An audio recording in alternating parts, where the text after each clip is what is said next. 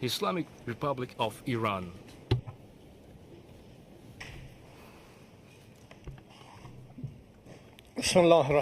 In the name of God, the Beneficent, the Merciful. Your Excellency, Mr. Vladimir Putin, distinguished leaders of the world, ladies and gentlemen, I hope that through this collaborative and interactive forum, and based on the inspiring theme of this summit, BRICS and the Global South, co-constructing a better world, we can take a significant step towards establishing a better system and fairer relations based on collective satisfaction. This coalition building and striving for constructive and friendly relations are part of today's reality and the desire of many countries and international actors to break free from unilateralism. The foundations of unilateral equations and a balance based on unipolar hegemony are extremely shaky and wavering. Many international structures and mechanisms stemming from this approach, such as the UN Security Council, the International Monetary Fund, human rights institutions, and other examples, have lost their effective and constructive functionality due to politicization and the influence of Western governments. That is why, since its inception, this BRICS group, with its lofty and popular goals, has been able to become a successful model of cooperation and convergence among countries on the regional and international stage. This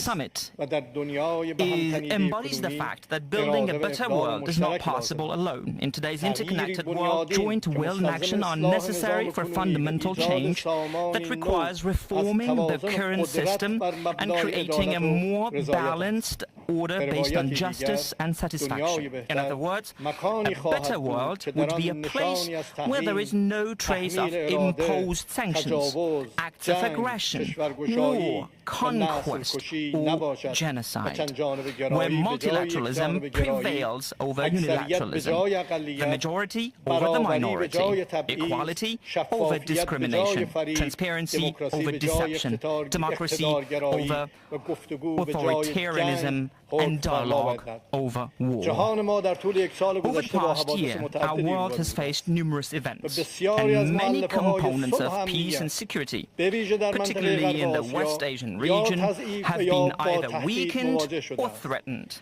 The Zionist regime, disregarding international norms, has trampled on many of the red lines of governments around the world, and unchivalry enough has created, as ruthlessly as we can imagine, a new wave of violence and terror. The flames of war still rage hot in the Gaza Strip and Lebanese cities, and international institutions and bodies, primarily the UN Security Council, as the driving force for international peace and security, lack the necessary capacity to extinguish the fire of this crisis. Moreover, the unwavering support of Western governments, led by the United States, for the Zionist regime has made achieving peace and halting the war out of reach. The Islamic Republic of Iran believes that regional and international crises cannot be resolved without joint efforts. Therefore, within the framework of our principled policies, we have always endeavored to create smart and efficient networks of trade relations and to make every effort to strengthen international cooperation and deepen the elements of friendship among countries.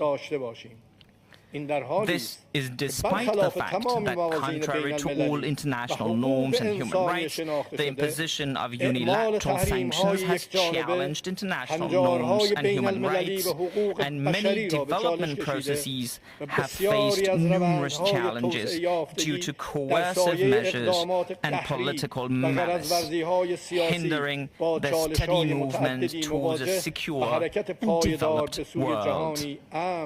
و توسعه یافته با اخلال روبرو شده است.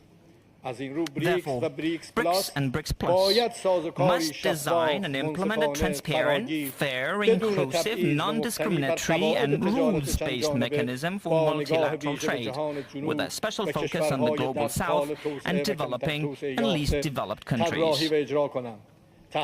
Illegal sanctions have devastating effects on international relations and prevent countries from accessing their financial resources, hindering their effective role in international cooperation processes, such as combating the adverse effects of climate change, global warming, environmental degradation, and providing humanitarian aid.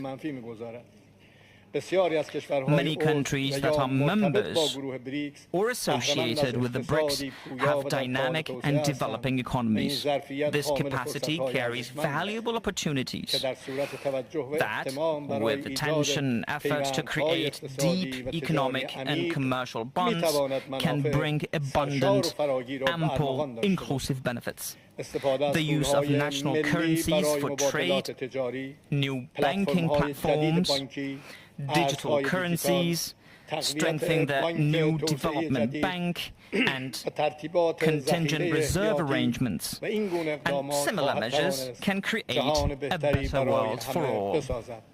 New technologies, especially artificial intelligence, will have strategic and remarkable impacts on our lives. In the near future, unilateral countries, like in the past, will impose many restrictions on developing countries' access to new technologies.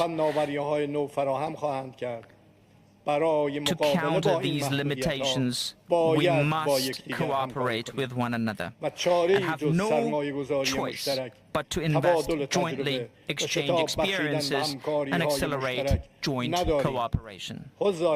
Distinguished guests, the geographical expanse of BRICS presents a unique opportunity to facilitate transcontinental connections and pursue shared interests, a process that will have a significant impact on reducing the existing developmental rift and increasing people's welfare.